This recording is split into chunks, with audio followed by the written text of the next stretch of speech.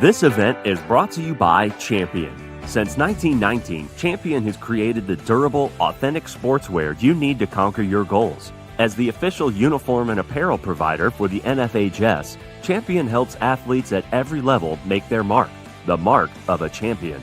View our apparel today at champion.com.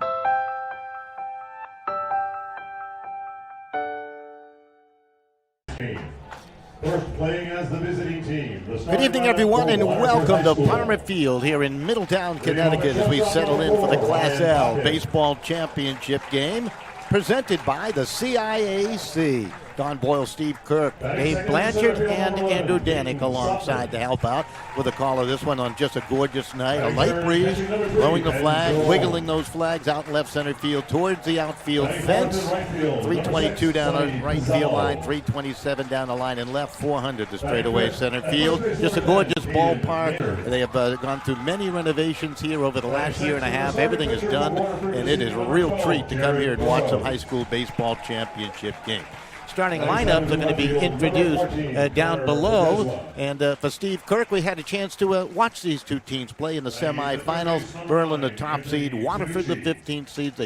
These teams can hit. Yeah, both are talented offensively. They hit 1 through 9. They put on some offensive display and some fireworks and hit gaps and hit hard balls in their semifinal wins on Tuesday. So, both pitchers today going to really need to bring their A game. They're going to need to hit their spots. They're going to mix and match, and they're going to need to pitch effectively to keep their team in it. Because I think runs could be plentiful tonight if they swing the bat the way they did on Tuesday night. Waterford Lancers out of the ECC, 12-8 during their regular season, currently at 19-9. And they come in, as we mentioned, as the 15th seed. Berlin, the top seed, 22-2 overall. They play out of the CCC, where they went 18-2 during the regular year. That's a great record in a very difficult league to play in. Yeah, absolutely. CCC is a very good baseball league, and you know what? They won 14 straight games at one point in time. I don't care what league you're in. If you've won 14 straight, you can play baseball, and they're really no stranger to postseason success either. 14th appearance in this game. Waterford, on the other hand, they're no strangers either. 17th time they've been to a final. So you've got teams and programs and players who are used to playing in action, in pressure-packed baseball. And you know what? You got a good crowd here. You got a state title on the line, and teams that I don't think are going to cower in the magnitude of this game. Yeah, 31 times between these two teams they've competed in a state championship. Last time Berlin won one, 2005, when they defeated Weathersfield. Last time Waterford won one was rather recently in 2017 with a victory over Lewis Mills. Starting lineup's been introduced down below. We'll hold our excitement for the starting lineup till after the national anthem. We'll be right back after this.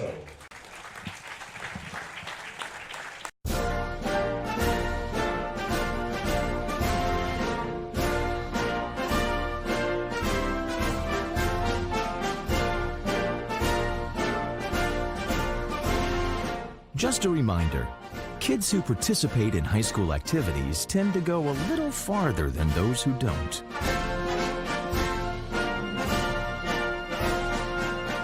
Take part. Get set for life.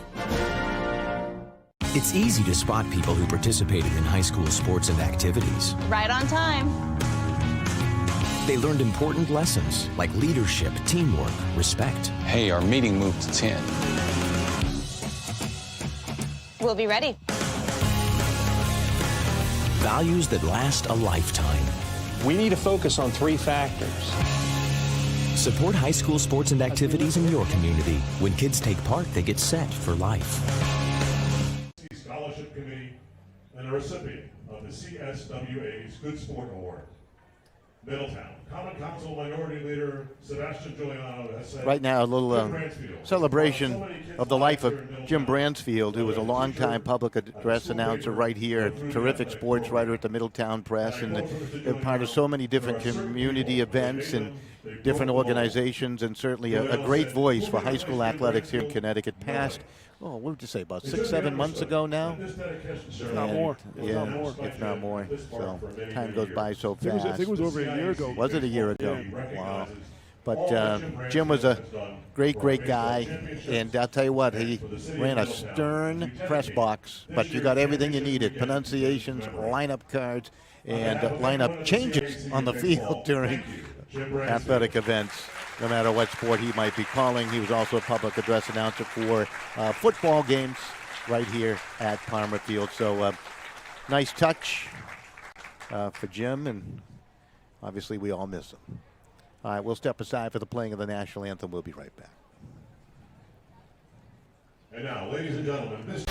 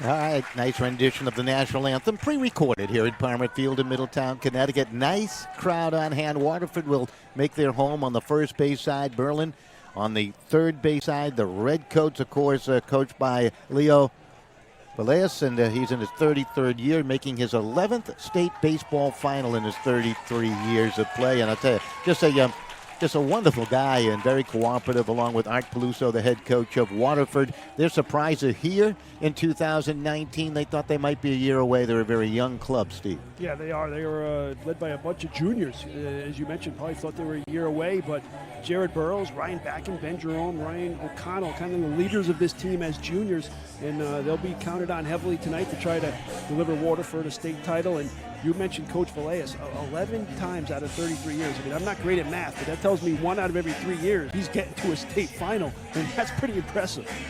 Very good with your math, by the way. Adam Belinsky is going through his warm-ups, the tough right-hander for Berlin, 8-2 record, ERA at 1.80. But here's the batting order for the visitors, the Waterford Lancers.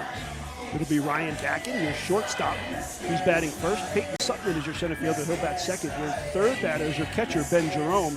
Your cleanup hitter is Sonny Pizzello. Your right fielder, Caden Maynard, bats fifth and plays first. Your starting pitcher tonight, Jared Burrows, will bat sixth. Connor Pedezwa is your left fielder and bats seventh. Anthony Canucci, your third baseman, your number 8 hitter. And your number 9 batter, second baseman, Ryan Salvador. All right, let's meet the defense now for the Berlin Redcoats as Belinsky goes through his warm-ups. As we mentioned, 8-2 record coming in, and he's a very good pitcher, throws a hard fastball. Ryan Hyde will be behind the plate. Tommy Hyjic, the first baseman. At second base is Justin Piskorski. At shortstop is Danny Valeas. Third baseman is Jeff Pizoyan, and Holden Murphy will man left field. Center fielders Gianni Pinelli and Nick Melville will play in right field tonight for Berlin. I think if there's one bump in this Berlin road from our one game we watched, they made 4 errors versus Notre Dame West Haven, but yet still won. Yeah, they got 2 big hits, bases clearing doubles, had a couple 4-run innings. And you're right. They're going to need to avoid the hiccup defensively, especially against a team that hits the ball as well as Waterford. Waterford got off to a decent start this season, hit a little bump in the road late in the year, then went on to win the ECC championship, and they're red hot now, obviously. Stepping in is Backen, and the first pitch is down low for a ball. So Backen batting .278, and great leadoff hitter with 18 walks, Steve. So he'll try to set the table here tonight for the Waterford Lancers. Yeah, on-base percentage key from that leadoff spot, and Backen gets the job done there. You know, for a leadoff guy, not bad with 10 RBIs, too. Not bad at all. Polinsky looking in, and the pitch up high, and the count goes 3-0. Very difficult as a young pitcher in a big game, a moment like this, to find your control early on. Yeah, I think that first strike is important and hasn't gotten it yet through the first 3 pitches. That's going to be high ball 4. So on 4, he walks back, and this will test our leadoff walk theories. How many times do they score? Be interesting to see if Coach Peloso goes to small ball early, try to get the defense moving, make them make a play, get a run in scoring position. This is Sutman to the plate. Peyton batting at about 270. 6 doubles to his credit. Hits a ground ball in the first pitch. Pekorski will field it on to shortstop. Villegas to first. And that is a nifty double play to get it all going. If you like to score at home, that goes 4, 6, and 3. And that wipes out a little adversity with walking the leadoff guy. Yeah, your pitcher's best friend. 1 pitch. You just walked a batter on 4 pitches. First pitch swinging was Sutman. Hit hard, but it was right at Piskorski. Villegas hijack completed the double play. Ben Jerome to the plate. He's the catcher tonight. 381 hitter with 28 RBIs. Might be the key to this offense being successful here tonight, obviously with that batting average and the high RBI total. Bases empty, however, with 2 down after the double play. And the pitch over the outside corner for the strike. That should settle Polinsky down. Especially getting that strike call right there, Steve. Yes. Here's the 1-1. That's fouled back, 1-2. It's kind of interesting. He, as a pitcher, Polinsky may have never had the plate umpire behind the plate. More than likely not. You don't know how he calls his strike zone. Yep. Neutral umpires once you get to this level, so that's a great point. That's why I'm here. Pitch up high, count goes 2-2. You'd like to think the strike zone is the same universally. It is in the rule book, but every umpire has they like a spot a little bit more than others. Finelli, the center fielder, stepped towards right center field for the right-handed hitting catcher. And the pitch to Jerome hits it up the middle. Shortstop. Villegas will field it's got a good arm. And on the first, a hijack for the out. And that goes 6-3. So with the aid of a double play, it becomes a 1-2-3 inning. There were no runs. There were no hits. There were no errors. And there's nobody left on the base path. We'll be back with a bottom of 1 with Berlin coming to the plate for the first time in this Class L championship game. Coaches teach your kids to dream. Coaches teach your kids to overcome. Coaches teach your kids good sportsmanship. Coaches teach your kids proper technique. But who teaches your coaches?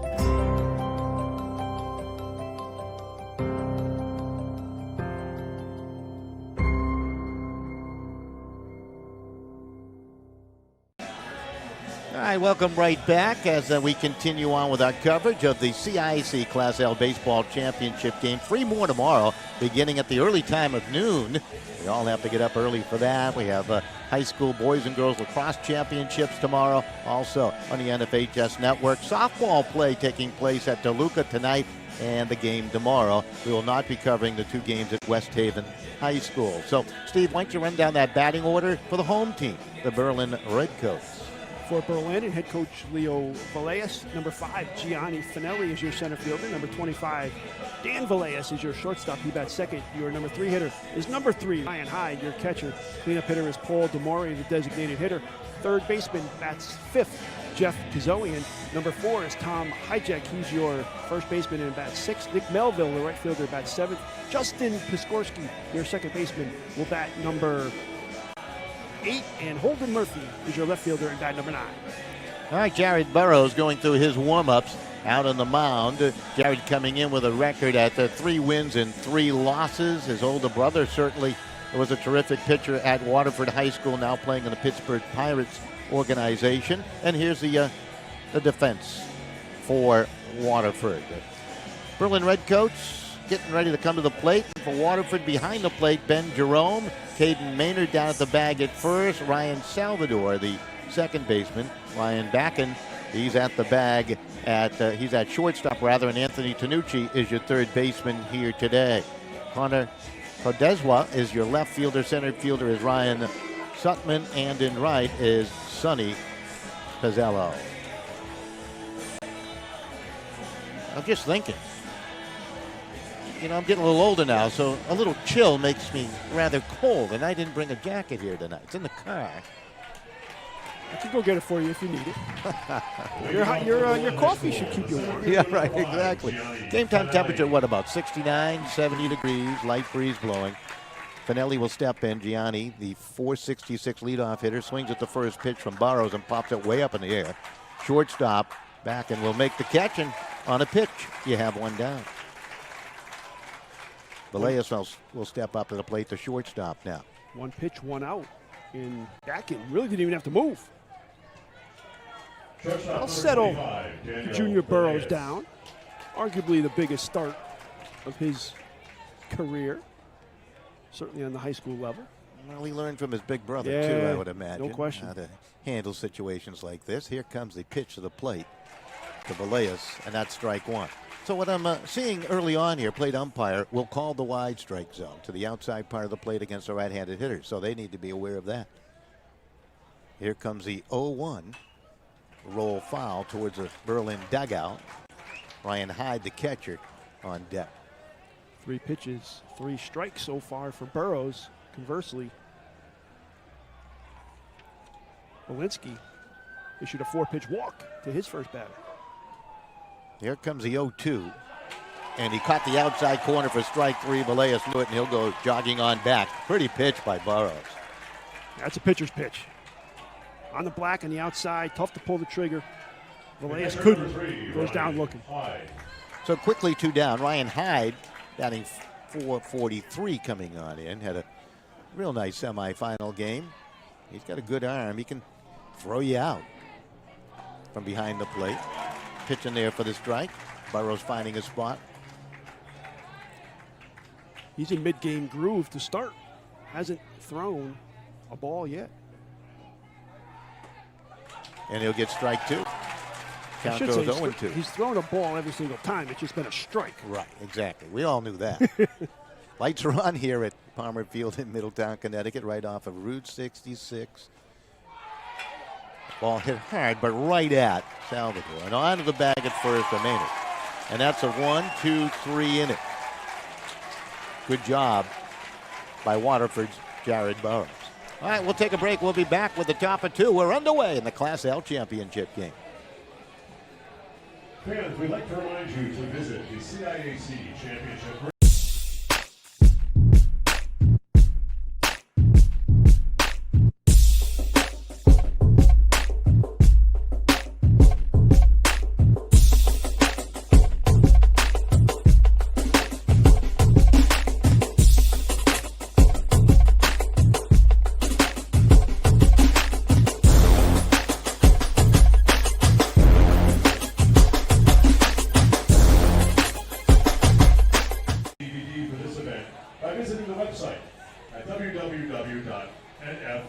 Welcome right back. Hey, we're getting a little plug from the new public address announcer here.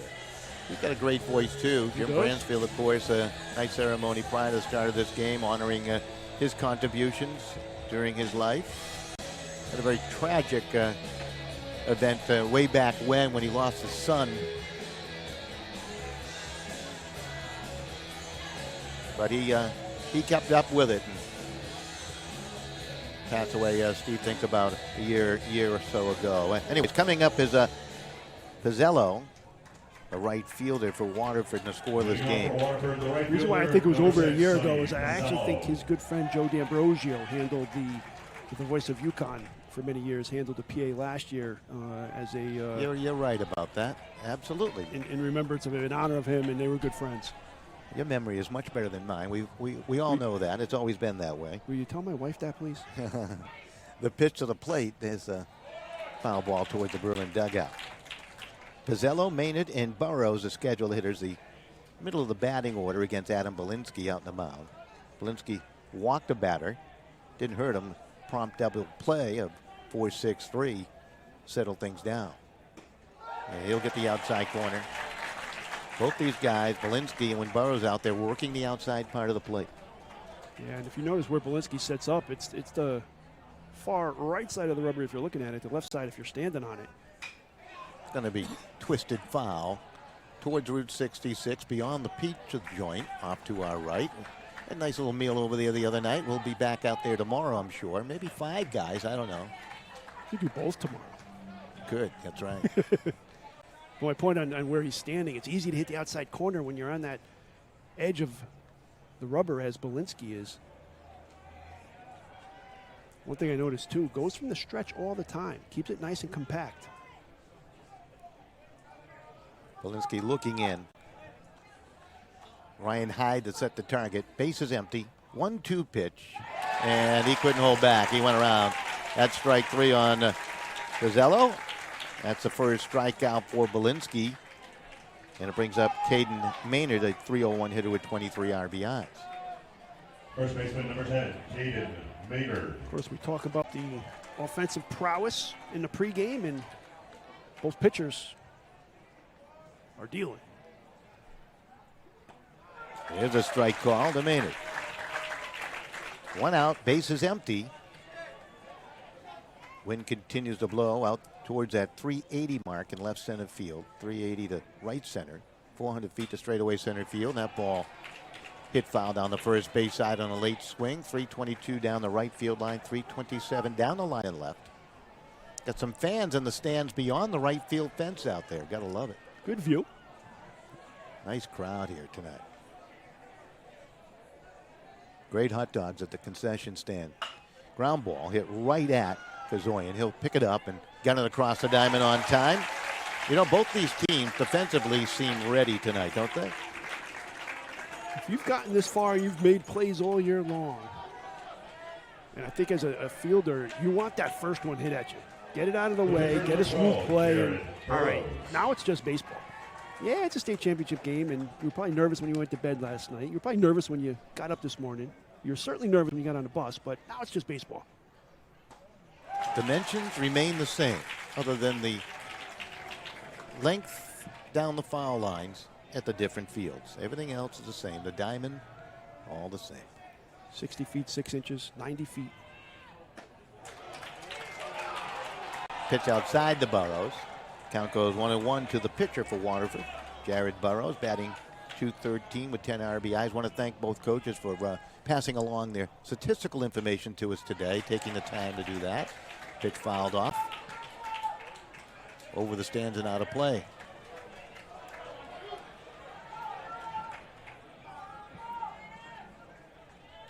Belinsky looking in. Big leg kick.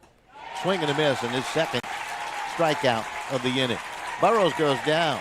That's going to do it, a 1-2-3 inning. To the dugouts they all jog, or onto the field they do come. And we'll take a break and on to the bottom of the second.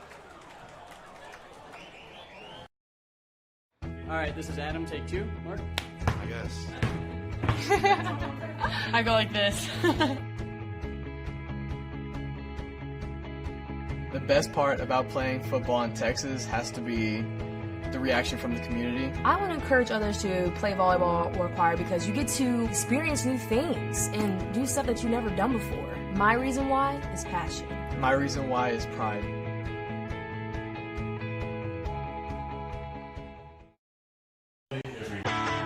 The NFHS Learning Center is the leader in online education for the interscholastic community.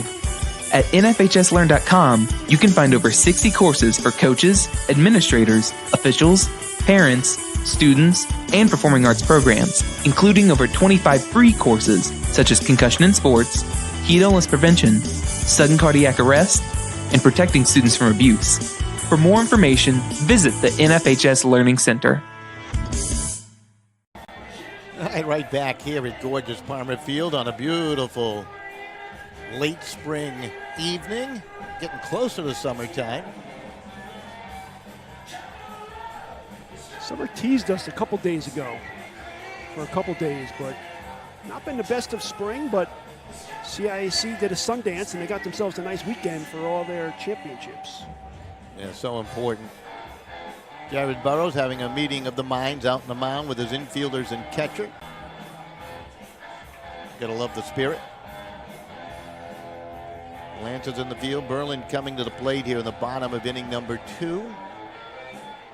Playing some great music in the backdrop, as you can hear. designated hitter now stepping in for the Berlin Redcoats. So Paul Demore, the 378 hitter, had a big hit, you might remember, in that semifinal game. I sure do. One bounced the wall with 2 outs and the bases loaded. Gave Berlin a 3-2 lead. Yep. Knocked in 3. Kazoyan and Hijack, the hitters thereafter. Burrows quickly in a bit of a hole here to Demore. And Demore laced one straight away center field. Sutton going back, looking up, and that's going to go all the way to the wall. Almost 400 feet away. And Demore cracks a long one, and that's a leadoff double. Sutton turned, thought he might be able to track it, had no chance. One hops the wall, hits that about 395 feet, and cruises into second with a leadoff double. Brings up Kazoyan. Kazoyan with 19 RBIs on the year, batting .342. And now Burrows. Got to get real serious out there on the hill. Got the strike call to the outside corner. I just keep throwing it into that left-handed batter's box all game there, Steve. Yeah, I would do that too, but you know what? If I'm Kazoyan and you know that he's going there, you want to get a hit, yes, but worst case scenario, you want to ground it to the right side to get Demore to third. So if he's going to pitch it there, it makes it easier to hit it to the right side of the infield. Playing level with the bag at third is Tanucci. Main level at the bag at first. Middle infielder's back. Off speed pitch, a little high, and the count goes 1-1. Well, Burrows got behind. 2 balls, no strikes on Demore. Then that long double crack to the fence there in center field. You think he was feeling a little bit of the pressure, didn't want to fall behind 3-0? 1-1. Miss. Yeah, that could have been. And when you're behind 2-0, you tend to go middle. And when you do that to the cleanup hitter, the ball's going to go where Demore hit it. Demore with a short lead away from the bag, down at second. So you might want to come inside here again just to prevent the runner at third with less than 1 out. Here comes a 2-1. And that's a strike. Levels the count at 2 balls and 2 strikes. Good friend Joe Zone from Channel 3. And, of course, our man Mark Robbins in attendance. They'll all have highlights on their respective television stations. WCCT TV for Mark. And for Joe, Channel 3 CBS. Here's a 2-2. Fouled straight back. John Pearson from Channel 8's over there as well. Yeah, where is he? There he is. Just got inducted into the Eli Whitney Sports Hall of Fame. Did he really? He did. Congratulations. All great guys. All do an awful lot of work for high school athletes in all sports. They don't leave anybody out. Here comes a 2-2, and that missed outside. The count goes full 3-2 to Kazoyan. Outfield straightaway, not all that deep, but that's where the left fielder, something in the center fielder, Pizzello in right.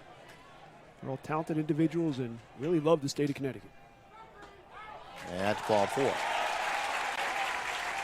So a double and a walk has put 2 on here with nobody out. Hijack coming to the plate, batting .435.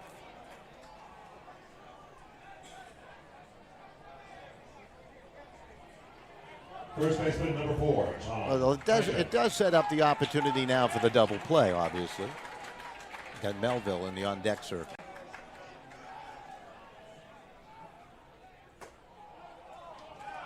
They're going to say he went after that on the punt attempt, so strike 1. Yeah, didn't pull it back in time, and that's a little bit unfortunate because that was a little high and outside. That was going to be a ball.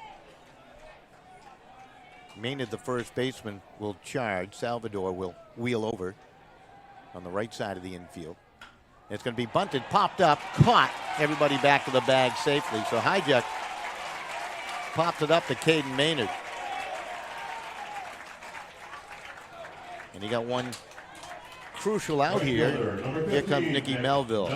Melville batting at .453. Kind of a theme with guys batting over .400 in this red coat lineup. Certainly is. With where Maynard was playing there, you wanted to bunt that down to third base line.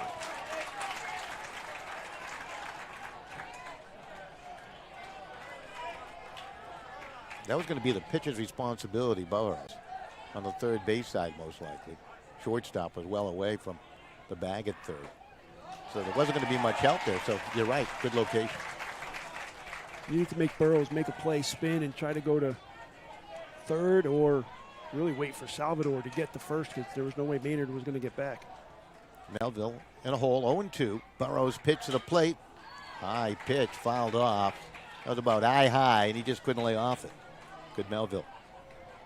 Not good news. Burrows been up in the strike zone a bit here in this inning. High can go far if it's connected. Runners will lead from the bags at first and second. 1 out.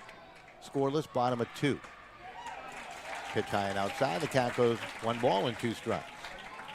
I like that pitch selection from Burrows. He chased one, tried to get Melville to chase another one, and he didn't. Good plate discipline. Burrows pitch.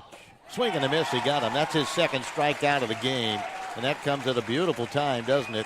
Now you got 2 down and 2 on. Demore with the leadoff double, the walk to Kazoyan, and then he gets a little pop-up on a bunt attempt and a strikeout. Piskorski stepping in, the second baseman, the number 8 hitter in the lineup for the Berlin Redcoats.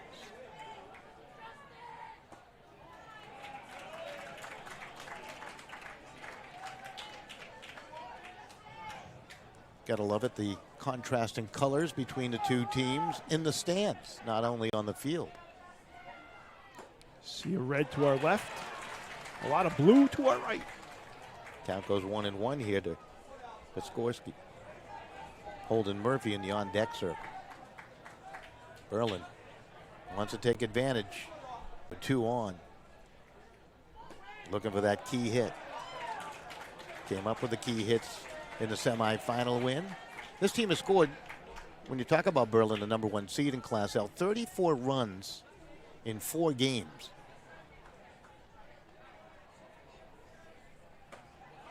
Count goes even at 2-2.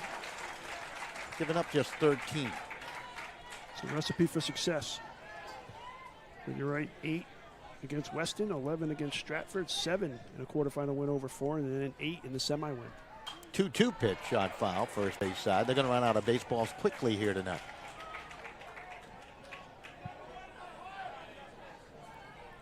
Waterford has put some runs on the board too, but that's a little skewed by 16 in their semifinal win over Massac. 2-2 pitch. Count goes full 3-2. Piskorski stepped out of the batter's box, now back in. Of course, what that means is the wheel will be in motion. 3-2, 2 outs. The runners can get a little bit of a head start. Infield needs to go across the diamond. 3-2 pitch, runners go, swing, and a miss, and a strikeout by Jared Burrows. He came with some heat in an unhittable spot, and Piskorski goes down swinging, third strikeout for Burrows in the game. So in the inning, no runs. You had 1 hit. There were no errors. There was a walk and 2 runners left on base. We'll be back with a third. This one is scoreless between Waterford and Berlin.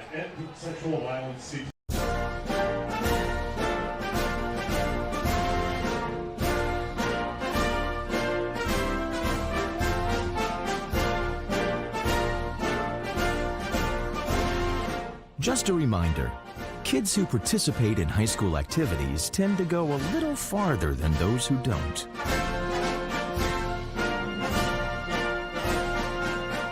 Take part. Get set for life.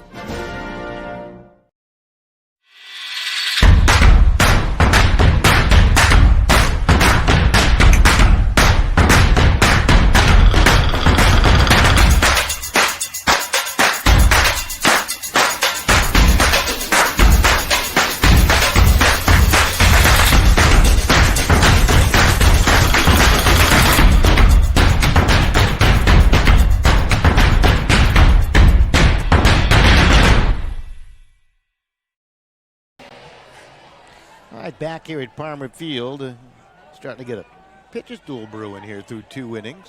Line score for Waterford is rather anemic up there on the board. No runs, no hits, no errors. And for Berlin, no runs, just 1 hit, the double by Demore, and no errors. We're on to the top of the third. Podeswa to lead it off here, batting .229, 5 RBIs, number 7 hitter in the lineup. Belinsky through 2 has faced just a minimum with the help of a double play back in the first. First pitch is a strike. Pedezwa, Tanucci, and Salvador, 7, 8, 9 here for Waterford. Curveball. Got a real tight curveball, doesn't it? Yeah, it breaks late.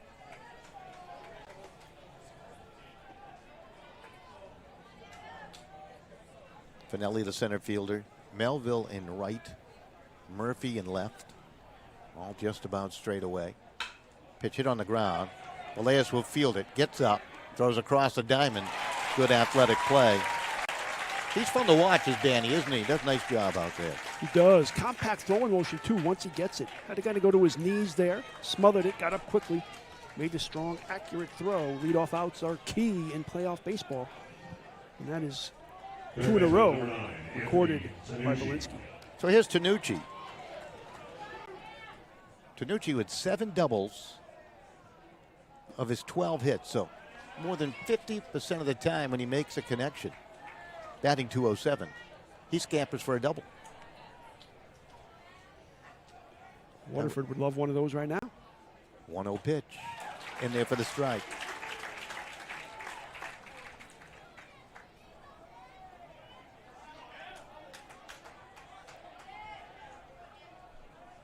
Belinsky, the 1-1, missed low and away. Belinsky's walked 1, struck out 2.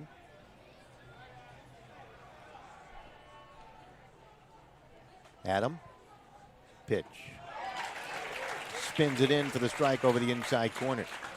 Kind of pushes that pitch a little bit, doesn't he? Yeah, it's got a good trajectory. Batter doesn't think it's going to come back inside and nick the corner, and it does. There's a heavy swing and a miss and a strikeout. Third of the game for Adam Belinsky, and you have 2 down, nobody on, and Ryan Salvador coming up to the plate.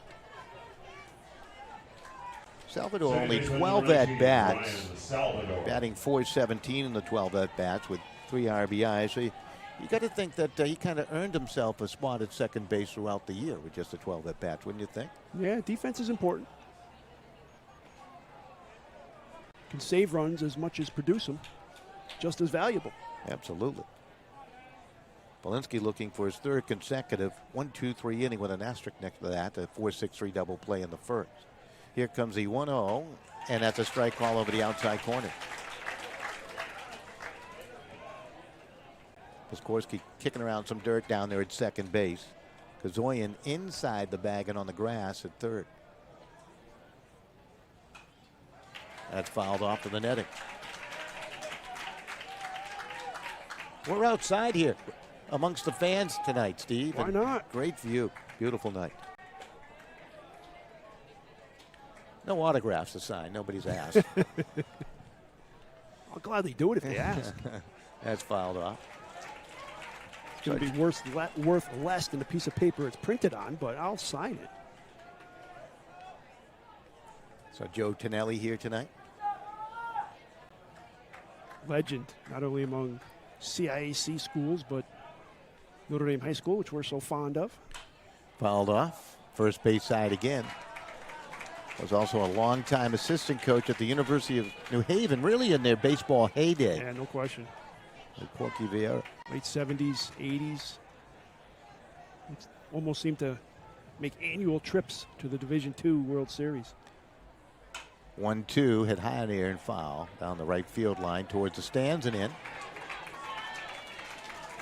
Salvador battling pretty nicely against Belinsky out there.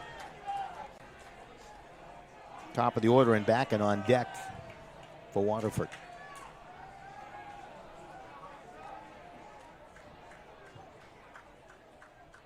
Swing and a miss, and he got him. 4th strikeout of the game for Adam Belinsky. Salvador goes down.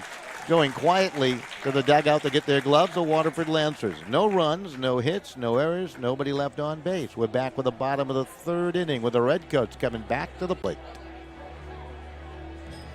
It's easy to spot people who participated in high school sports and activities. Right on time. They learned important lessons like leadership, teamwork, respect. Hey, our meeting moved to 10. We'll be ready. Values that last a lifetime. We need to focus on 3 factors. Support high school sports and activities in your community. When kids take part, they get set for life.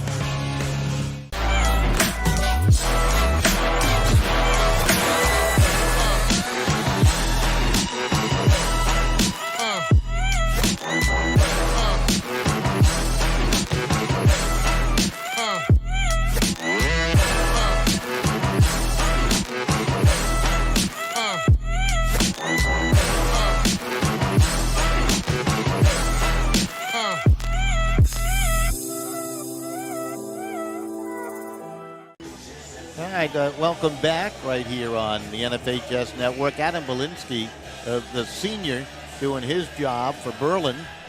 Just got him 1, 2, 3. He's retired 9 in a row with the help of a double play. Has 4 strikeouts. And means that Jared Burrows, the junior, is going to have to match him pitch for pitch the way it's going right now. Any pressure being the guy going on the field to the bottom half of a frame, knowing the guy in the top half is doing such a great job? Yeah, I think there is a little bit, but I'm sure Burrows is confident in his stuff, and he's prepared for this moment. Maybe not early in the game, but if it keeps being 0-0 and it gets to be the 5th, 6th, 7th when the game gets late, pressure would mount a little bit, yes.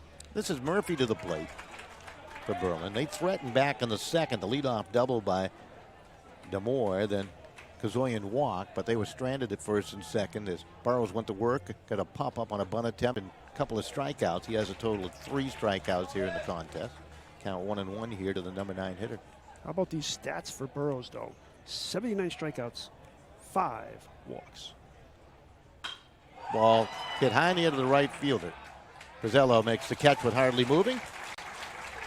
And Holden Murphy just sort of loud out on a ball hit out the right field. So you have 1 down.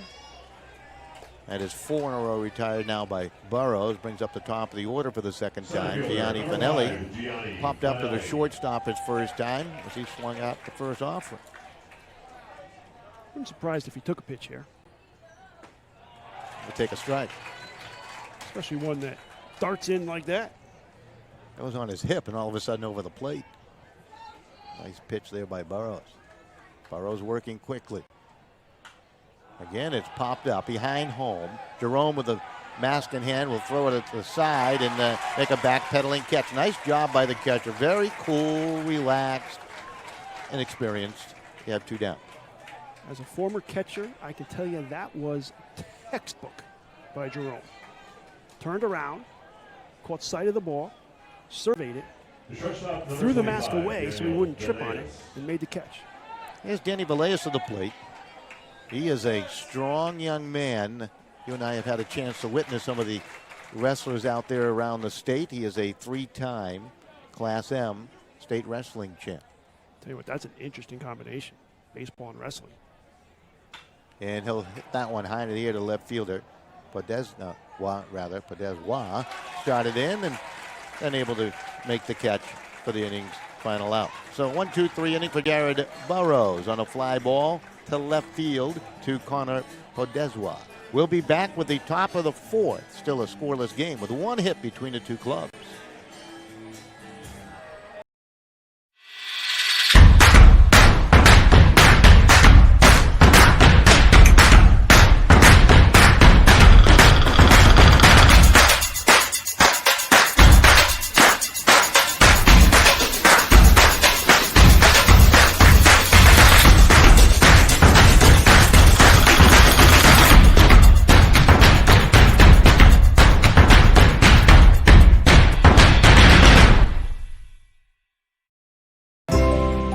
Coaches teach your kids to dream.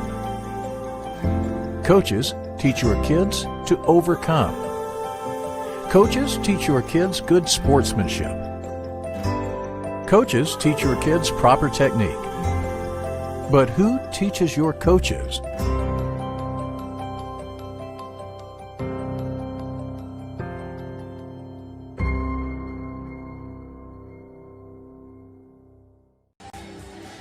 All right, welcome back as we move on to the top of the 4th. Out of town in the Class L softball championship game at East Haven. It's great to hear East Haven playing in a championship game, and their sports program really starting to thrive once again. Good sports community for a few decades there.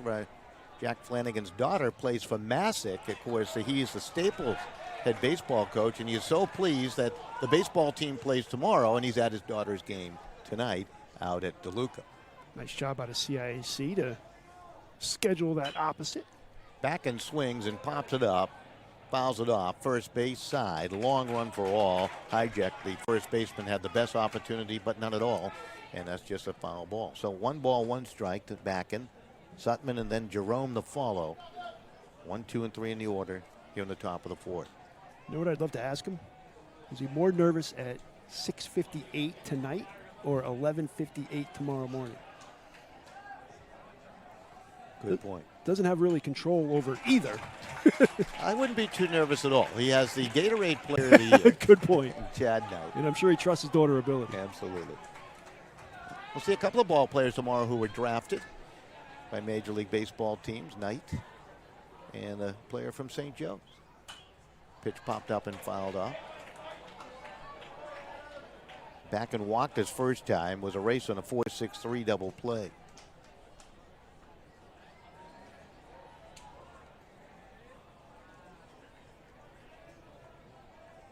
Marty Peluso trying to get some offense out of his 9 batters. Still looking for their first hit. They've had 1 base runner.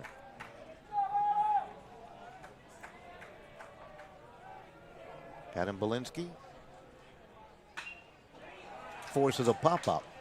Villegas will call for it, and he'll step back to the lip of the outfield, infield dirt, and the catch is made, 1 down. I've seen 2 pop-ups where the shortstop literally didn't have to move. Center fielder number 11, Peyton Sutman. Sutman banged into that 4-6-3 double play. Actually hit it pretty well, but right at the second baseman, Justin Piskorski. He'll foul that off on a late swing.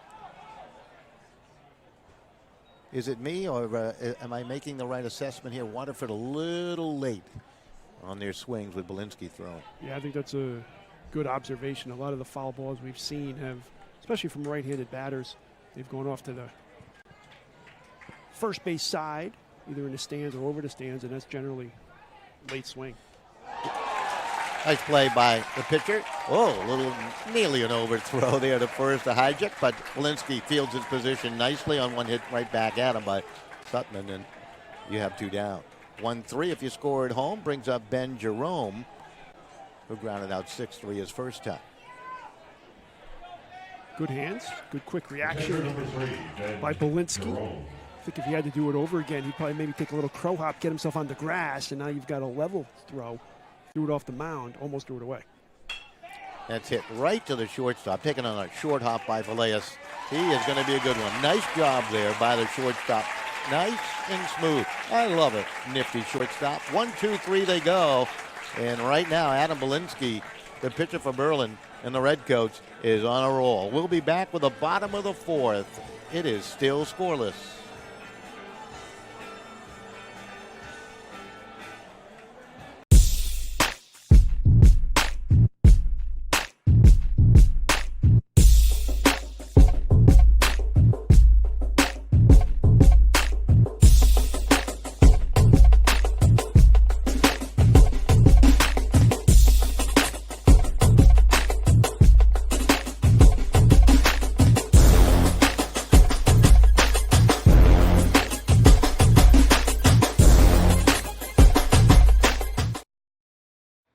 This is Adam, take 2. Mark?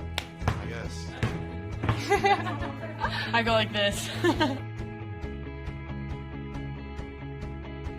The best part about playing football in Texas has to be the reaction from the community. I would encourage others to play volleyball or choir because you get to experience new things and do stuff that you've never done before. My reason why is passion. My reason why is pride.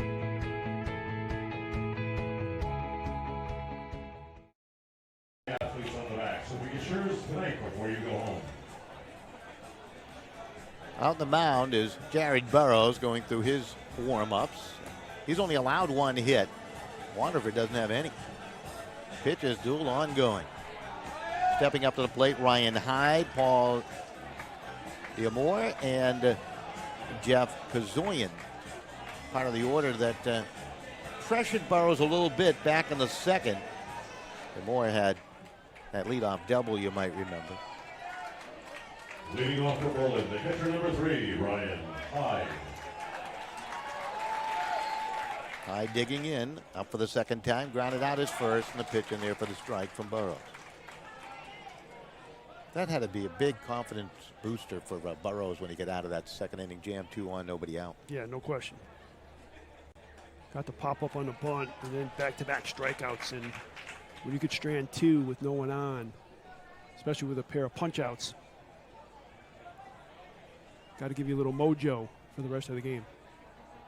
Burrows pitch. Foul tipped into the catcher's mitt. The count goes 1-2 for Ryan Hyde. Hyde trying to set the table.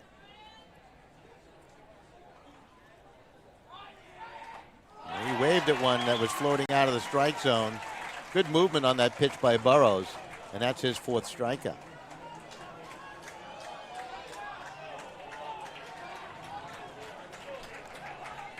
Mentioned it before, but he did have 79 during the regular season in only 54 innings on the mound.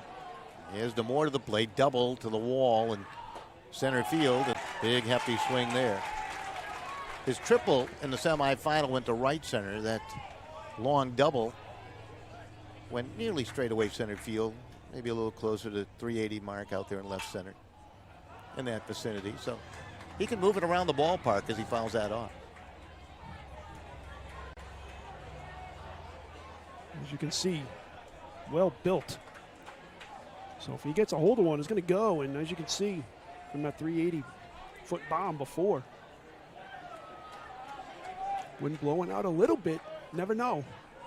Different situation, and Burrows will strike him out. And that's his 5th. That's 2 in a row. On Demore's first at bat, Burrows was behind the count, 2 balls and no strikes, and came at him. This time he was able to control the batter, and Kazoyan steps in, who walked his first time. Yeah, first pitch strikes key to success, because then you can kind of control the at-bat from there. Burrows pitch up high. Perhaps his brother watching tonight on the NFHS network. We hope he is doing well.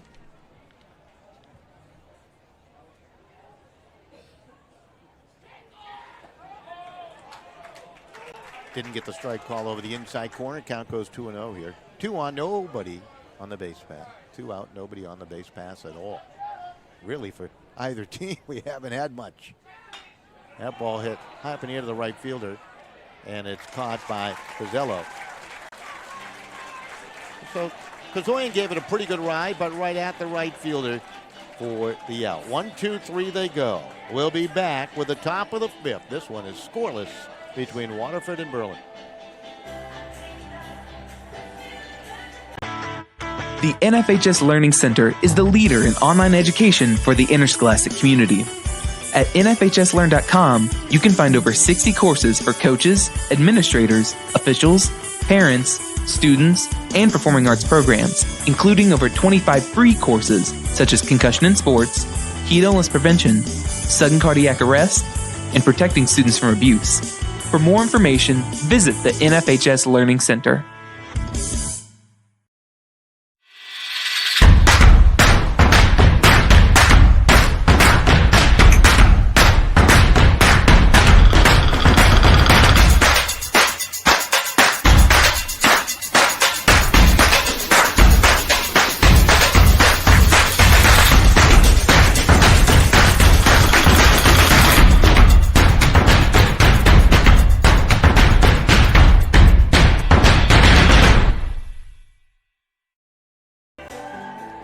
We're back. You take a look at that line score. Nothing there for Waterford to speak of at all, and not much to brag about for Berlin. They only have 1 hit. That's the only thing that's up on the board. Everything else is zeros up there. So Pizzello will step in, and Sonny struck out his first time against Adam Belinsky.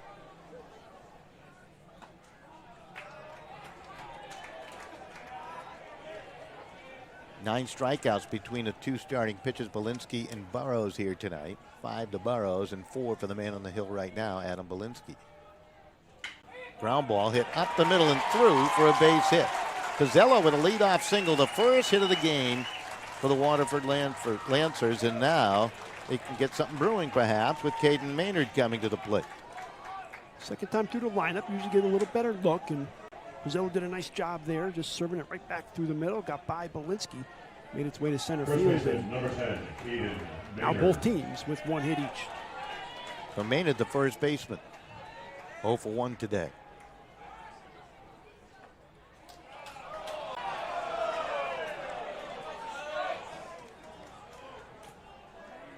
Those clad in red thought that was a strike call. The only one that matters is the gentleman in black. 1-0 inside, ball 2. The count goes 2-0. He's come inside both times. Let's see where he goes with the 2-0 pitch. Pizzello trying to lengthen that lead away from the bag at first. Hijack trying to hold him tight there. Outfield straight away. Belinsky's coming to the plate and the pitch way outside. It goes 3-0. Walked the batter way back in the first. You know, you're moving along. You haven't given up a hit. Becomes a little bit startling when you give one up in the 5th inning. And now you got someone on base you haven't really had to pay attention to. Changes things. There's a strike and the count goes 3-1. The automatic strike. Now you're of the belief that it goes to 3-0. Should just save a pitch and just make it 3-1, right? Absolutely. Especially with all the pitch counts they have. Pizzello again. He's leaning back towards the bag. Now takes a larger lead as the pitch comes in for the strike ball. And the count goes full 3-2. Good battle here by Belinsky to get back to this count. Ryan Hyde behind the plate to set the target.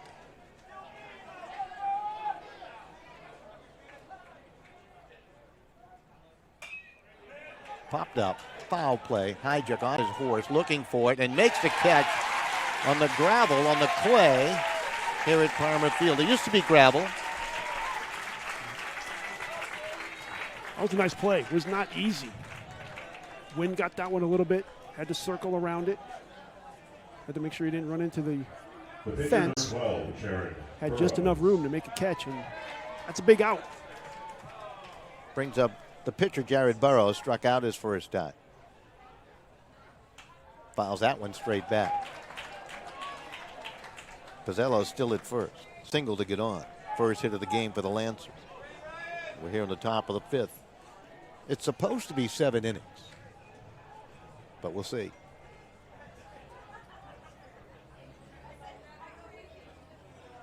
Fouled off.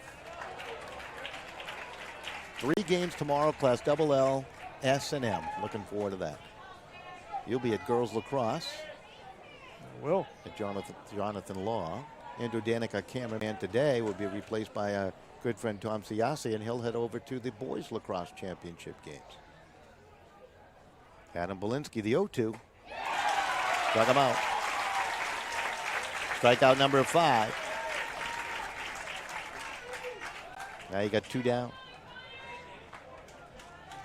Both pitchers responded to leadoff hits. 14, Let's see if Belinsky can totally close the door here.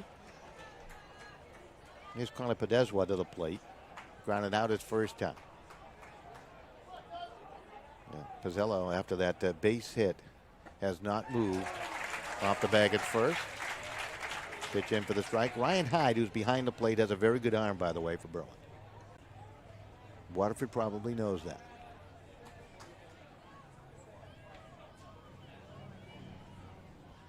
Oh, one nice stop by the catcher, Ryan Hyde. On cue. Absolutely. Piskorski and Valeas, the middle infielders for the Redcoats defensively. At the bag at third, Kazoyan. Hijacker made that nice play on a foul ball at first.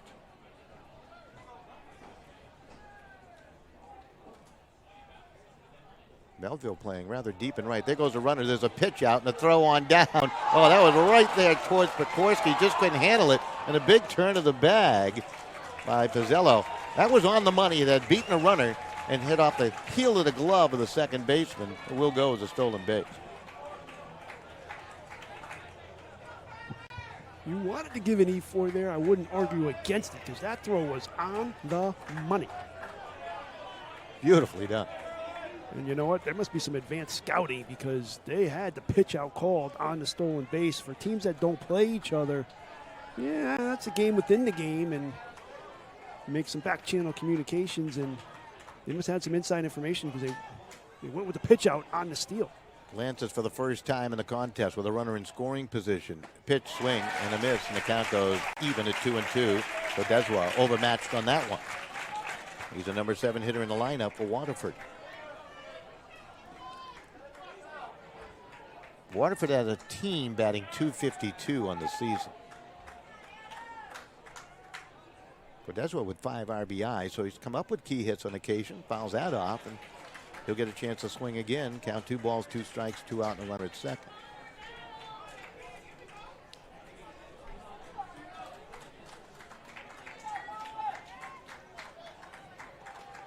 Last time Berlin was in a state championship game, they lost to that terrific Brantford team in 2009. Ground ball hit right back off Belinsky. He's going to have to chase it down, and he's not going to make a throw. That was hit hard right back at the pitcher. That'll be ruled a base hit. Now you got runners at first and third on the advance by Pizzello to the bag at third. First and foremost, you got to make sure Belinsky's okay. And if he is, that's great. But if you're Berlin, you're actually a little bit fortunate that it nicked off Belinsky. Because if he doesn't touch it, that's going to center field, and that might be a run. Tanucci will step in. He struck out his first time. First time in the game. Waterford now with 2 runners on. They have 2 hits in the ball game. Both this inning. First base runner to touch third base tonight is Pizzello. A little conversation. Tanucci coming in, batting .207. We mentioned 7 doubles and 13 plate appearances now. Third baseman number 9. That's where steal becomes a big part of this inning, because if not, maybe, just maybe, you might be able to get out at second on that play. First pitch, missed outside, ball 1. Belinsky won the strike call. The big, strong-looking kid is Adam Belinsky out in the hill.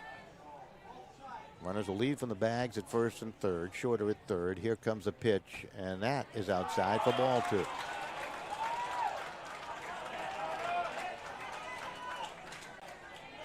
How eager is Burrows to get back out on the hill for Waterford with a 1-run lead? And the 2-0. That's a strike. Salvador in the on-deck circle for the Waterford Lancers.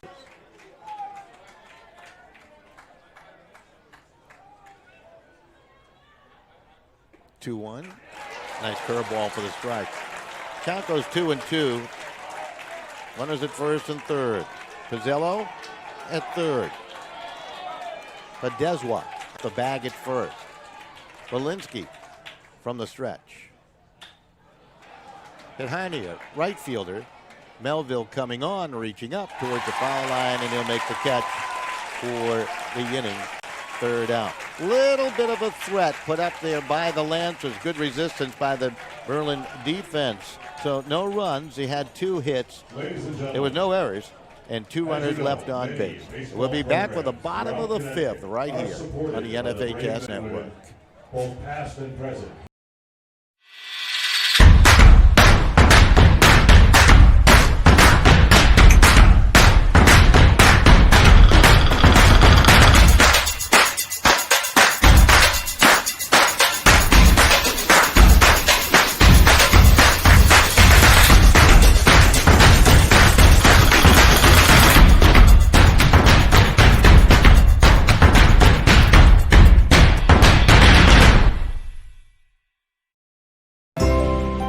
Coaches teach your kids to dream. Coaches teach your kids to overcome. Coaches teach your kids good sportsmanship. Coaches teach your kids proper technique. But who teaches your coaches?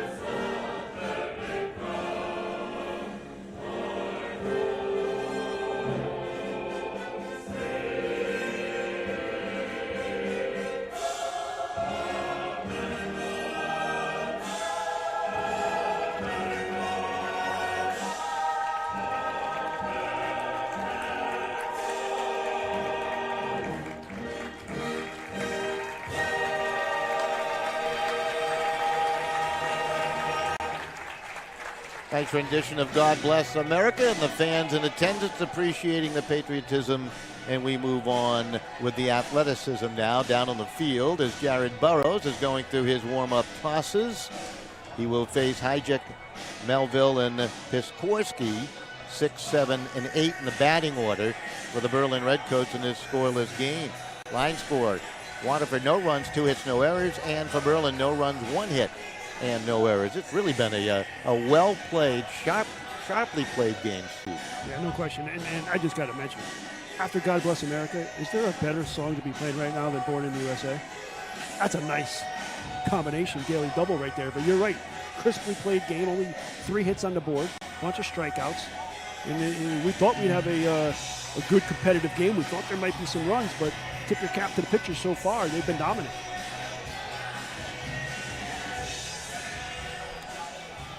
Who's singing this song right here, USA? Do you know? One Mr. Bruce Springsteen. All right. I like his old stuff much better. Although that's a great song. Yeah. Early 70s stuff. I actually thought you didn't know. You were testing me. No, early stuff. I might have been one of his first fans. Big hits. Yeah. Boy, he used to he still does. I've been to a couple of his concerts. He's no spring chicken. Oh, no, he's not. Just call me old, too. That ball fouled off. Count goes 1-1 to Tommy Hijack.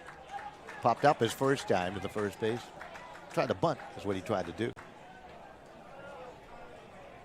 Kind of failed miserably on that one. Now he's up as a leadoff hitter against Burrows, and he'll foul that off. Burrows has struck out 5 and walked 1 here today.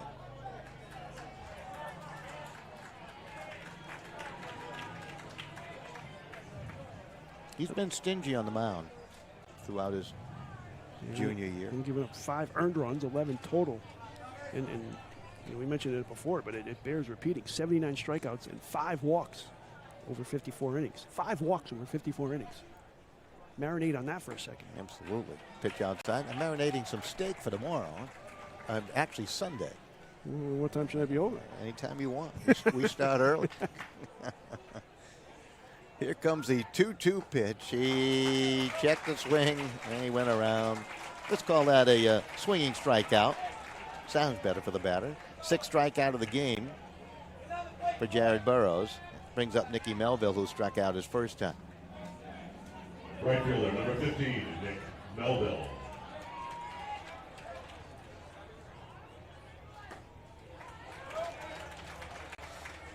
By my record book, Burrows has now retired 10 in a row after giving up the double and a walk back in the 2nd inning.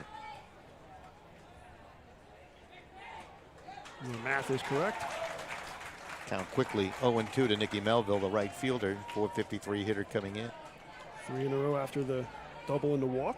3 up, 3 down in the 3rd. Same in the 4th. 1 here in the 5th. That's fouled off. We haven't heard your favorite sound yet. You going to get that? On the hut tin roof up above, a foul ball that hits the roof of the awning. You call that an awning?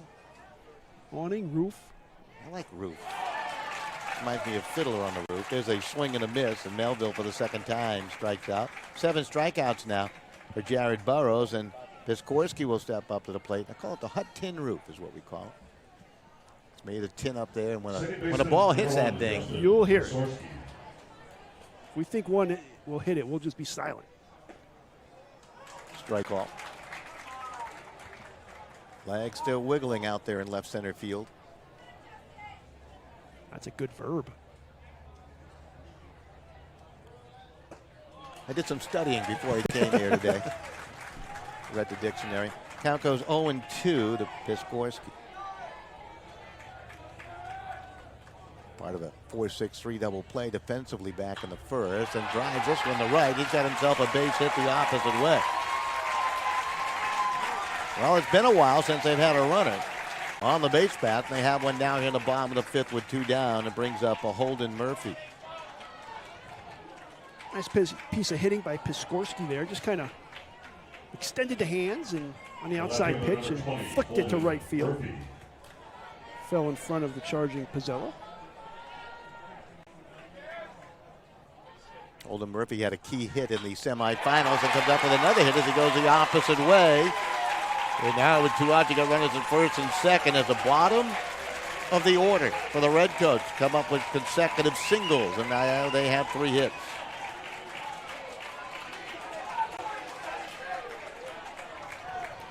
You had a 2-out, 3-run double versus Notre Dame in the 5th inning that put all the hope that Notre Dame had mustered into a little box. Center fielder number 5, Gianni Finelli. So Finelli steps in. He has popped up to the catcher in foul territory and popped up to the shortstop. Burrows has faced 2 on in this game already, but that was with none out. Then he got 3 in a row. Now he faces 2 on with 2 out. Gets a strike. Finelli thought he was getting dead red there, and Burrows twisted one. Gets another strike as he comes with a laser beam that time. The count goes 0-2. Elias in the on-deck circle. Redcoats looking for another one of those key 2-out base hits here in the championship game today. And the 0-2. Runners will go. Ball tomahawk down to back and fields it and across the diamond. Got it there in the nick of time. Finelli is quick down the line. Didn't he leg one out versus Notre Dame? I think he did for a base hit in the semifinals. Good hustle, but a good throw by Backen, and they got him. So in the inning, no runs. He had 2 hits. There was not an error to be had, and 2 left on the base path for Berlin. This one's still scoreless as we move on to the top of the 6th.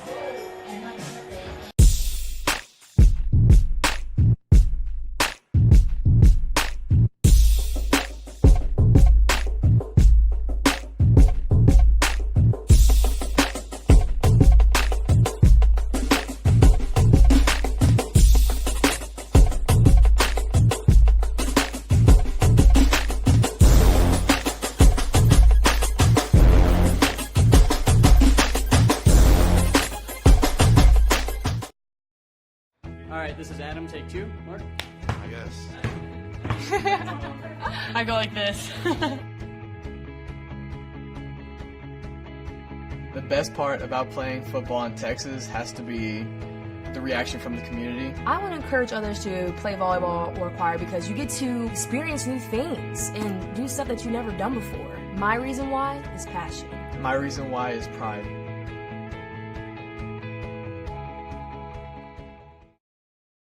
Of hitting Belinsky. Oh, really? Yeah. It's a little off mark. All right, well, welcome back. We're here. Adam Belinsky out on the mound has allowed just 2 hits by Waterford, and they both came in the 5th. Burrows has allowed 3. 1 in the 2nd and 2 in the 5th. We're on to the 6th, however, no harm done anywhere. And the first pitch in for the strike to Ryan Salvador, who struck out his first time. He's the second baseman for the Waterford Lancers. They play out of the ECC.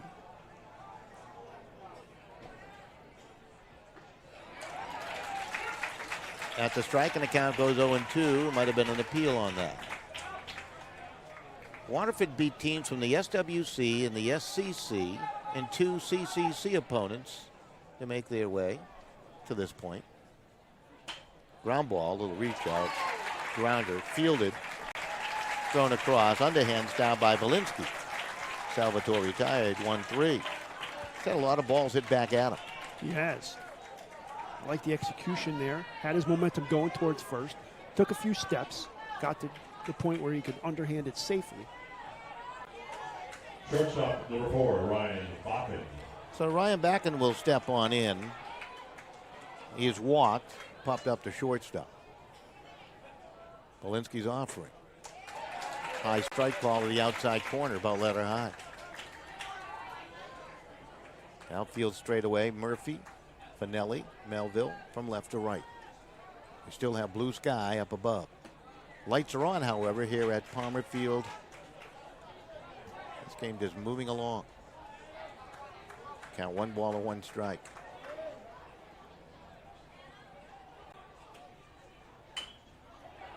Kind of a crazy bouncer there. Knocked off the glove of Kazoyan, picked up by the shortstop, Valeas, and they can't make a play. It's going to go as a base hit. That ball had some funky spin on it, didn't it? As it bounced, a big bounce. Baltimore chopper, I guess you'd call it. And back and able to leg it out. Yeah, that does go as a hit. They put the 3rd hit up, and Kazoyan was really the only one that could have made a play on it. I don't think Vallejo, as good as he is, with how far he had to travel and how soft that ball was hit, would have had a play. Had to be made by Kazoyan, just couldn't come up with it. Ground ball down to short. Vallejo's on to second, on the first to Korsky, and that's a double play. Second of the game. 6, 4, 3. Well done by the infielders. And any hope of Waterford putting up some runs in the 6th quickly dashed. We'll be back with the bottom of the 6th. This game is scoreless.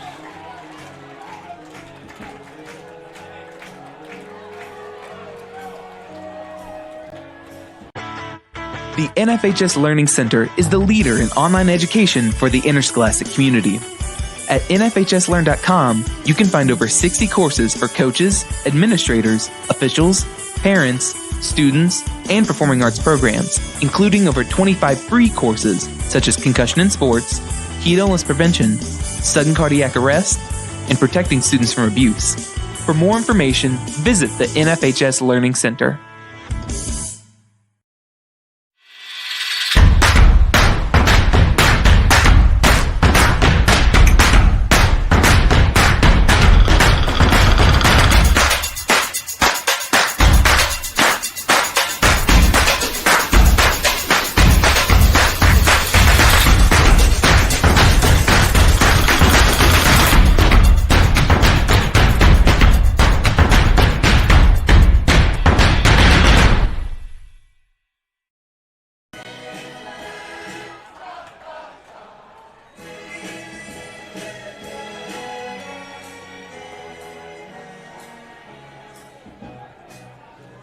Just enjoying the music in between innings, entertaining the folks, and the folks are enjoying it too.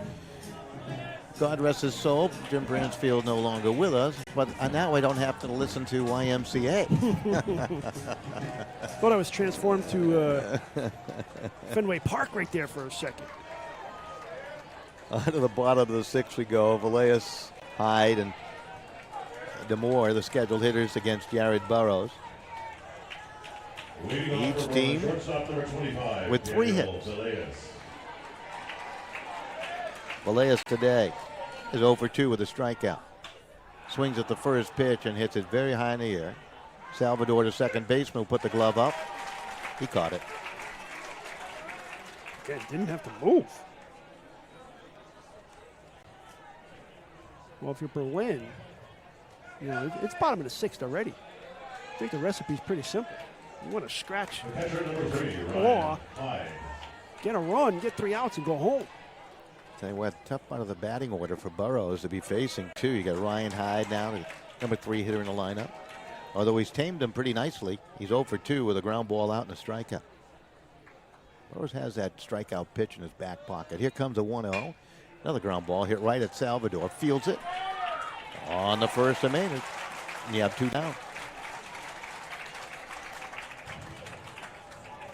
Well, the guy with the only extra base hit in the game now coming up to the plate, Paul DeMoore.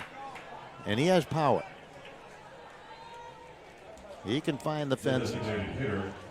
Coming into the bottom of the 6th, you would have given a slight check mark in Berlin's favor because they had 2, 3, 4 up. Big swing and a miss. Burrows challenged them there with a high one. If Burrows can somehow manage to get an out here, he's navigated that with 3 up, 3 down, and Waterford will come up with 3, 4, 5. Count goes level at 1 ball and 1 strike. Neither pitcher, Burrows or Belinsky, looks like they're slowing down at all. They have economized on their pitch counts, too.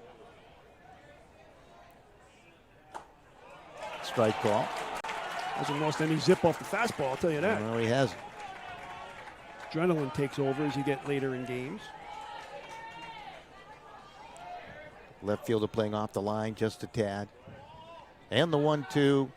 Try to turn one over the inside corner. Missed the mark. Count goes even at 2 balls, 2 strikes to DeMoore. Kazoyan in the on-deck circle. Base is empty with 2 down here in the bottom of the 6th. Scheduled for 7. Struck him out. 8th strikeout of the game for Jared Burrows. 1, 2, 3 goes the Redcoats. We'll be back with the top of the 7th. It is scoreless. It's easy to spot people who participated in high school sports and activities. Right on time. They learned important lessons like leadership, teamwork, respect. Hey, our meeting moved to 10. We'll be ready. Values that last a lifetime. We need to focus on 3 factors. Support high school sports and activities in your community. When kids take part, they get set for life.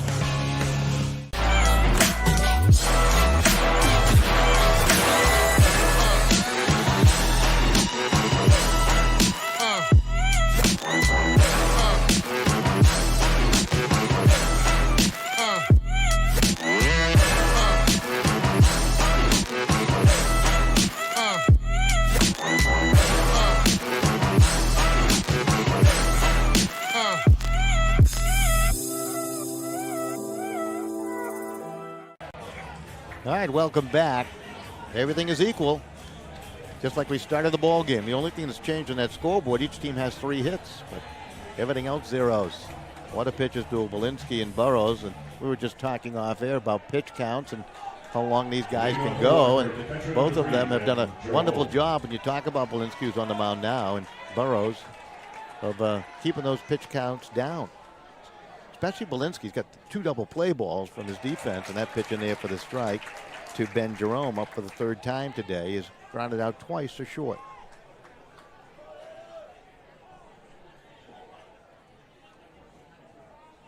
Time call. Something got loose down in that left field corner over there. Baseball, you do have a pitcher warming up for the Redcoats, it looks like. Adamo is warming up. Mark Adamo. That ball hit high up into the air. It's a long run. Finelli is over, and he gets underneath it. He got a beautiful jump on that, backed up by Holden Murphy, the left fielder. Kind of hung up there a little bit, and Jerome, when it left the bat, looked like it might do some damage, but just a long out. A little too high, gave Finelli enough time to scamper over there. He was positioned to the right of second base, so he had a pretty long way to run, which tells you how high that ball was in the air, because he caught it pretty easily. Bizzello to the plate. He's 1 for 2 with a base hit. It's the only base runner in the game that's touched third base.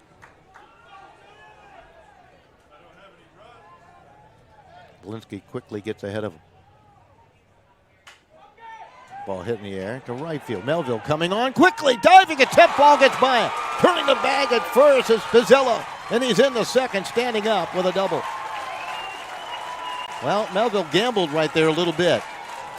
In a situation like this, when you're at the top of the last inning in a scoreless game. Lucky didn't get 3 out of that. Ball stopped rolling, Steve. Made a game effort. Certainly almost had it. Probably a little bit fortunate that it probably only went about 5 or 10 feet by him. As you mentioned, Bizzello might be on third base right now. Here's Maynard to the plate. He has popped up in the foul territory and grounded out. So runner in scoring position with 1 out here in the top of the 7th for Waterford. Belinsky's offering. Hit right up the middle. That's a base hit. They're going to turn the runner around the bag. Finelli's going to throw on home. It's not in time. Waterford scores a run. Ball gets away from the catcher. Down the third goes Maynard, and he's safe there.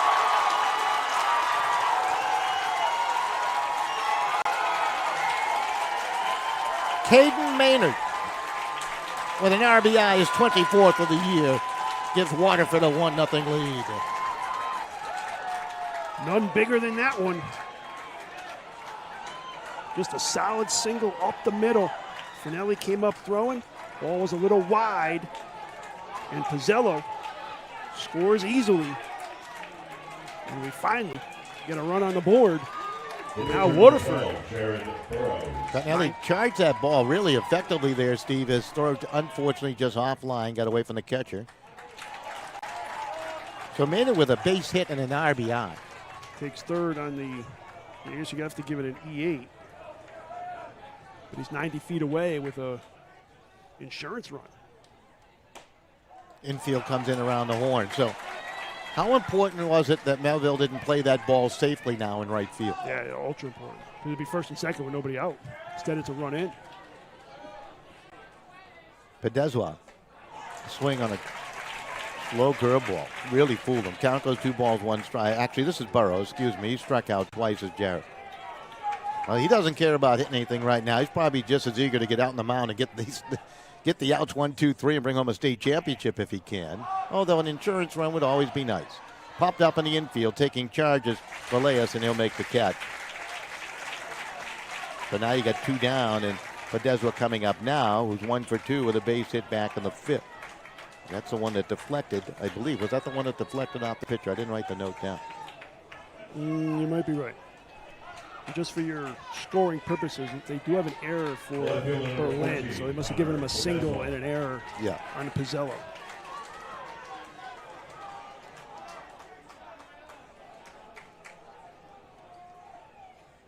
Here comes the pitch. It's going to be roll foul, first base side. So you're talking about the hit by Caden Maynard that brought home the run? The error on the center fielder on the throw? Oh, okay, that could be where the error is. Yeah, they could have given Pizzello a double, yes. Yeah. You're right. Yeah, they gave him a single. Taking third with the error. I think he took second on the throw home. And then third on the error. Correct. Yeah.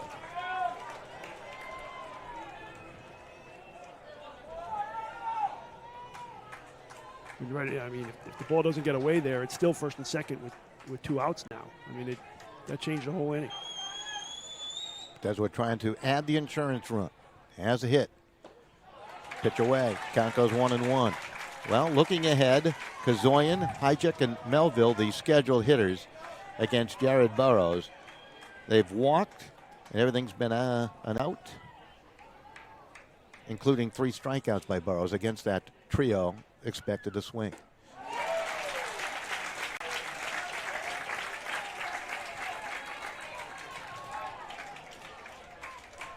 Count 1 ball, 2 strikes.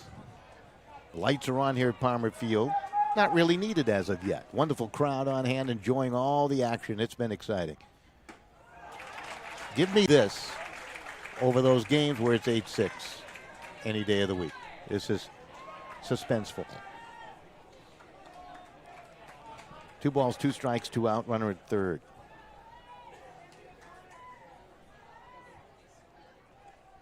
Adam Belinsky has pitched a heck of a game here today. Given up 1 run on 5 hits. The run will be unearned.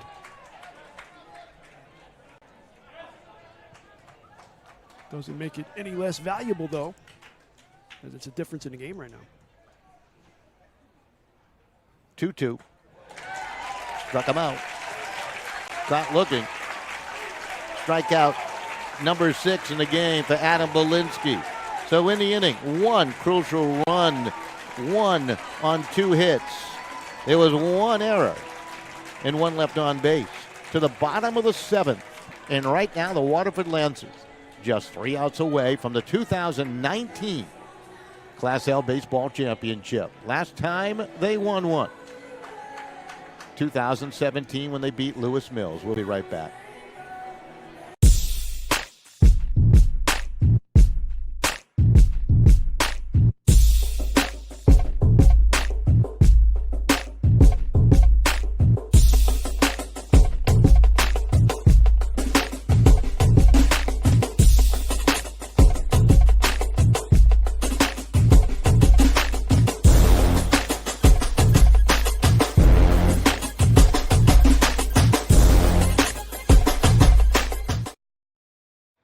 This is Adam, take 2. Mark?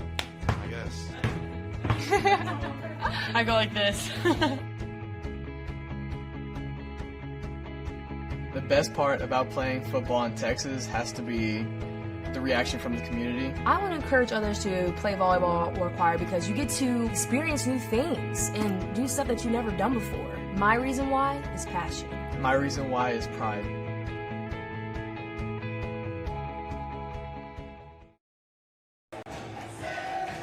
All right, we're back. Here we go. Jared Burrows has allowed 3 hits in the ball game. He's had the strikeout pitch. He has struck out 8. He's been stingy, allowing just 1 base runner via walk. And now he's facing Kazoyan. Kazoyan has walked. He's the guy. That was back in the 2nd. Hit a fly ball out. Jared Burrows trying to win a state championship And a complete game effort perhaps for the Waterford Lancers. He's in the windup and the pitch missed. The count goes 2 balls, no strikes.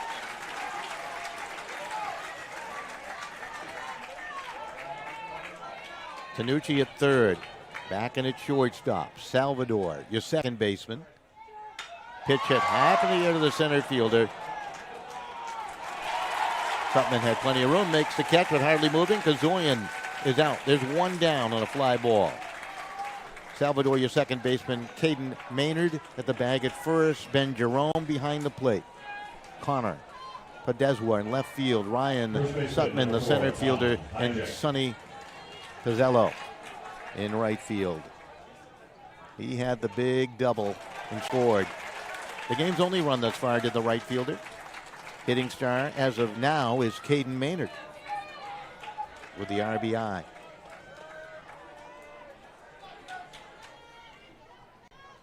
Swing and a miss. Hijack in the ball game is struck out and popped up on a bunt attempt.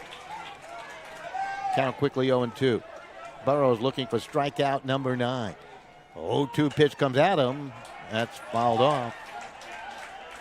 They're standing in that Waterford dugout on the first base side. They're 2 outs away.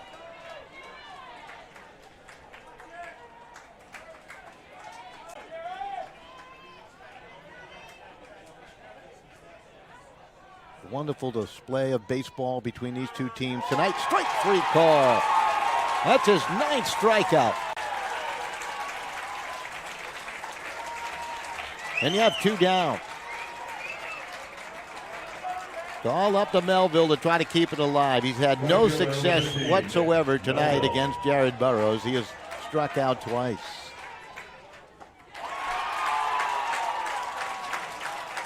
Piskorski on deck, who has a base hit. Murphy in the hole has a base hit. It's been the bottom 2 guys in the order that have collected 2 of the 3 hits. Melville just trying to get on, but now in a hole 0-2, and Burrows has a good variety of pitches. We've seen a wide strike zone. They stand on the first base side, the fans clad in blue. Here comes the 0-2, swing and a miss. He struck him out. Complete game victory for Burrows, Waterford Lancers, with a pile-on and a championship in 2019.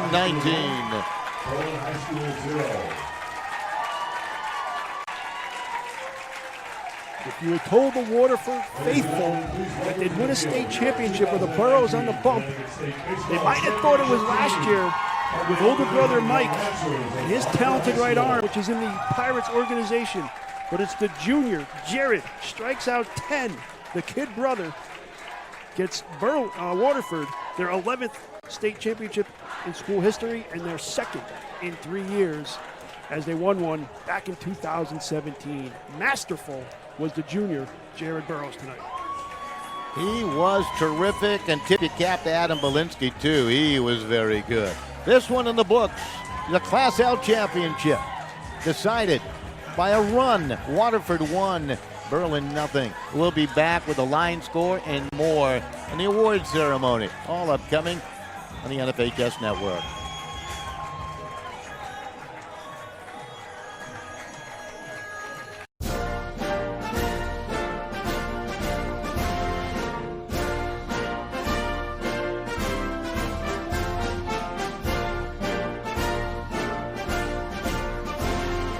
Just a reminder, kids who participate in high school activities tend to go a little farther than those who don't.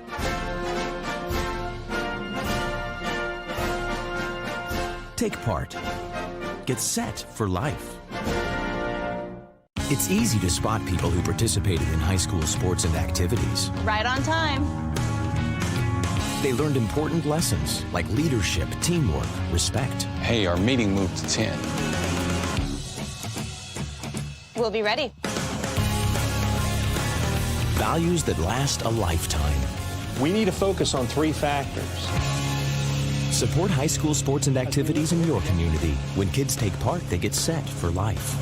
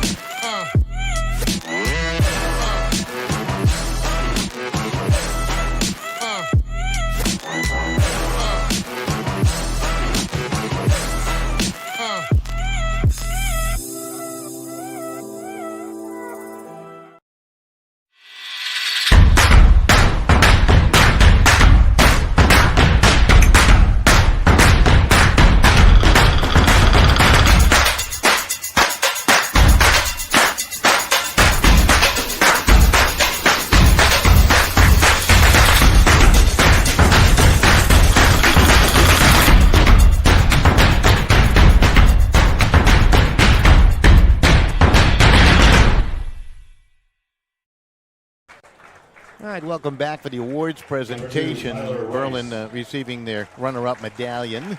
They'll get a plaque. I guess they could put up in the school if they choose to do so.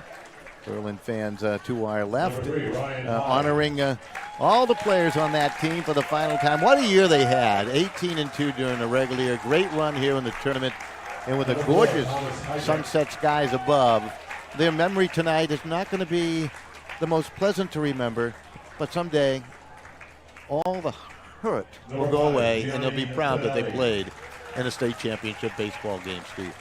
You got to remember, it's about the journey, not the destination, and that doesn't take any of the pain and the heartache away, because you're one hit early in the game for maybe taking a lead and taking home a state championship, but you made a valiant effort, you had a great season, you come up one run short. That's baseball. It'll sting, but eventually you'll realize what type of season, and they'll have some good memories.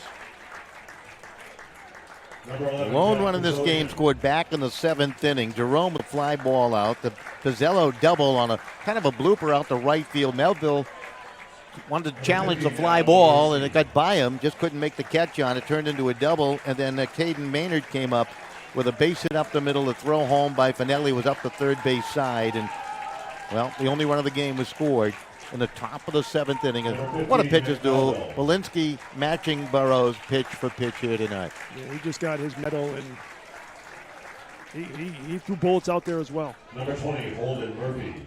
If you told Berlin, they're faithful, and Coach Velez before the game that his starting pitcher would give up one run on 5 hits, he would have signed for that. He would have signed for that in a heartbeat. Number 25, Daniel Velias. Winning pitcher Jared Burrows with 10 strikeouts here. Going back to Berlin and Number 26, Connor Walensky, so he worked 7 full of 5-hit baseball, gave up just a 1 run. Had a great command of the strike zone. He only walked 1 and had a total of 6 strikeouts in the ball game. That's his line score there. First time Berlin was shut out all year long. Of course, when you only lose twice, it's tough to get shut out. They did score only 1 run in an 8-1 loss to Southington. Scored 4 when they lost to Lewis Mills in the final game of the regular season. So, it's a team used to scoring runs and putting runs on the board, and they were just stymied by a masterful Burrows tonight.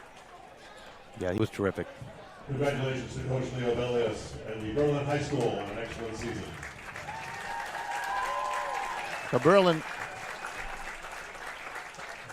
33 years he's been at it as Coach Velez, and I'll tell you what, just a wonderful guy, very likable.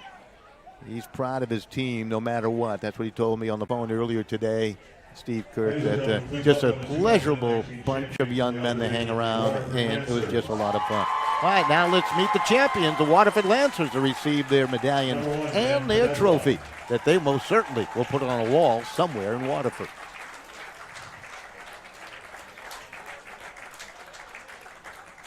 Jared Burrows, 7 innings, 3 hits, no runs, 1 walk, 10 strikeouts.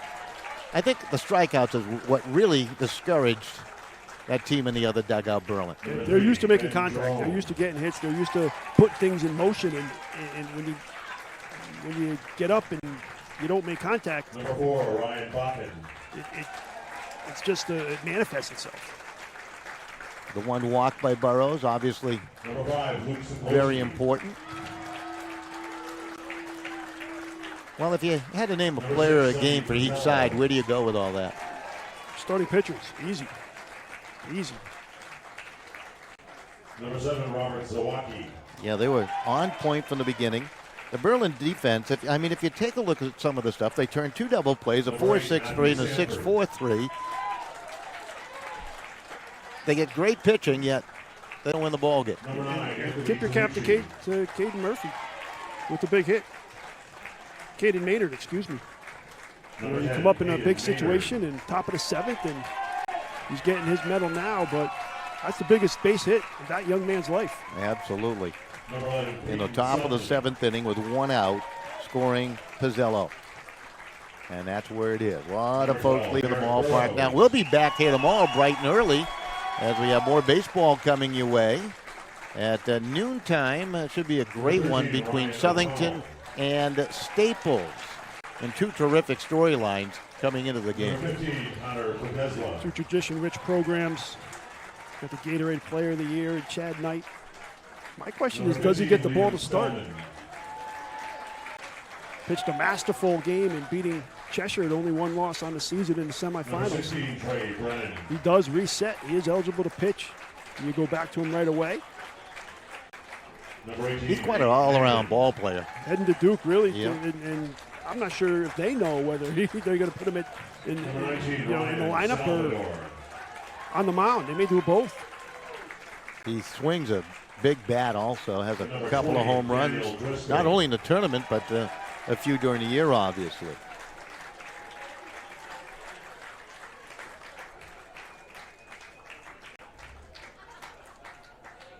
Well, the game started at 7. It's 8:37 now, and they're almost done with the awards presentation. That's how cleanly played this game was.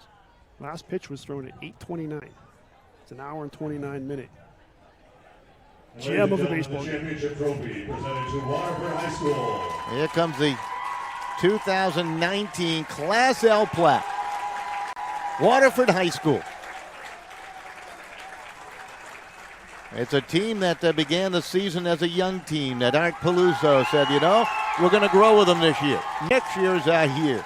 They came in as a 15 seed, and they get red hot at the right time, and they get pitching galore from Jared Burrows here today, and they win the state championship. Next year came a year early, and you know what? Treasure this one and turn the page and try to come back next year. Not easy to win a baseball state championship, but they deserve this one tonight. Masterful performance by Burrows on the mound, the big hit in the 7th. And you know what?